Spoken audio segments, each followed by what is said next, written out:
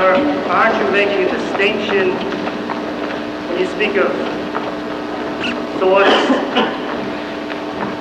inaction versus not using thoughts? Aren't you making a distinction between memory of facts, like your address, versus memory of patterns, especially patterns of relationship and disengagement?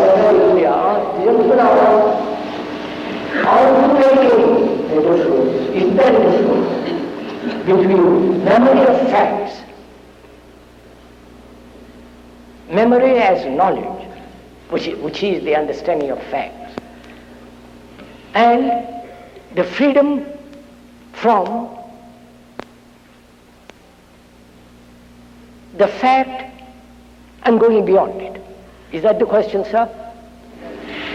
Yes. The lack of thoughts that represent patterns of relationships. I'm sorry, sir. I can't hear. There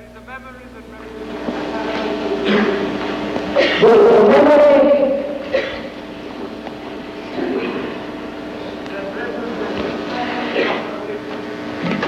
There is memory that represents fact and relationship. There is patterns of relationship. There is memory that represents patterns of relationship. Do you have patterns in relationship? This is something new which I have not heard before. Do you have patterns of relationship? You behave towards one person in one way, towards another way, and to your boss another way, to your wife another way, if you have a cook another way. Is that the pattern of behavior? You are an analyst in one way, to your doctor another way. Is that it? Is that it? What a complicated life you must have.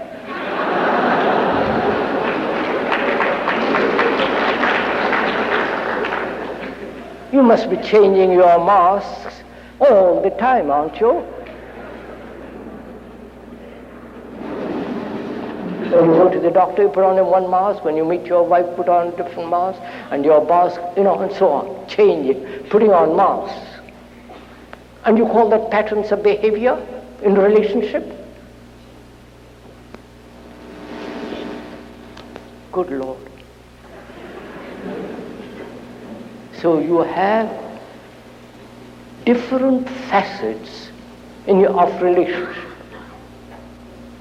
That means you are never yourself, whatever that be.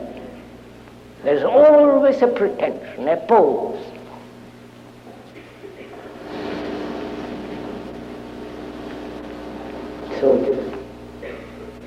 And that inevitably breeds conflict. You're different to your wife, different to your boss, different to the priest if you have one. Obviously, you are totally different to your analyst if you have one. So, you are always living in contradiction and therefore conflict. Now, when you see that, when you are really aware of that, honestly, not deceive yourself. When you are actually aware that you are pretending all the time, putting on different faces all the time. When you see the falseness of it, then you see the truth that you must be yourself. Then you begin to inquire, what is yourself? Is not yourself are all these patterns? Are you following this? Is not yourself how you behave to the doctor, to the wife, to the child, to the and so on? That is yourself. So, say, what is myself? To find that out, There must be no pretension. Don't pretend to be one thing, say another, do another.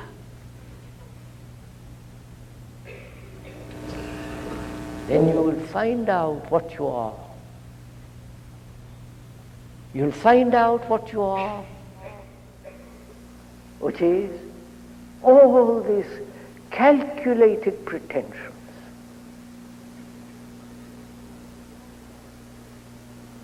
And when you go beyond all these pretensions, all these poses, all these imaginations, contriving remembrances, images, what are you at the end of it? Nothing at all, are you? Aren't you? And we are frightened to be nothing. You say, well, if I'm nothing, I'll be destroyed by society. Be destroyed by society. You won't be destroyed. See, sir, when you are really nothing,